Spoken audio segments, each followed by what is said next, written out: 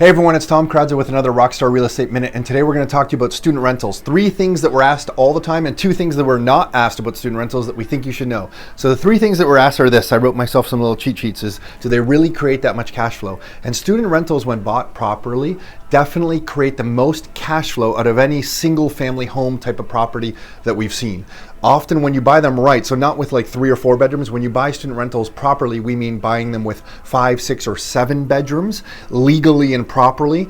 Those produce a lot of cash flow. Depending on where you're renting them out, you can rent those out for anywhere from $400 plus utilities to up about $650 utilities included, and it'll depend on different schools around Ontario, but they generally produce a lot of cash flow on a single family home property. Now there's some legal things you need to think about. Different communities in different areas, sometimes in Durham, sometimes in Waterloo, they have different bylaws around them. They have to be, obviously have to meet fire code and electrical standards and that kind of thing. But when done properly, they can produce a lot of cash flow. So then the next question that we're asked is, aren't there a lot of headaches involved in student rental properties?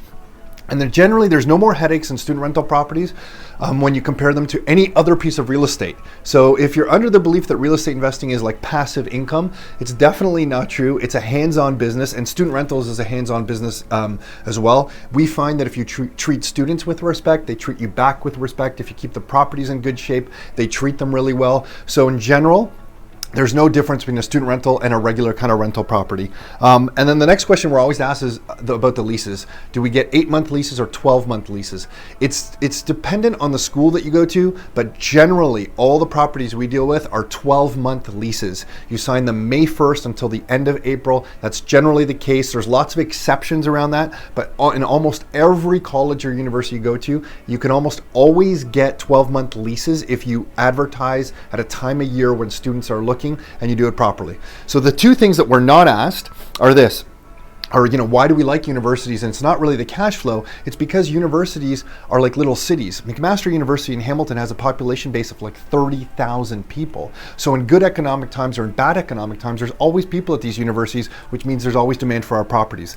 The second thing that we're never asked is about the financing. Financing can be rather tricky with student rental properties. Many banks don't like to deal with them. Right now, CIBC and Royal Bank do have student rental programs, but the trickier part is not getting the financing to buy it. It's when you want to refinance it. Refinancing student rentals can be really tricky. Banks, if they give you the initial financing, sometimes change their thoughts on student rentals during the ownership life cycle that you have them, and then don't want to refinance them with you. So it can be really tricky to try to extract equity. So there in a nutshell is some stuff to think about student rentals. Hopefully you find that useful. Until next time, your life, your terms.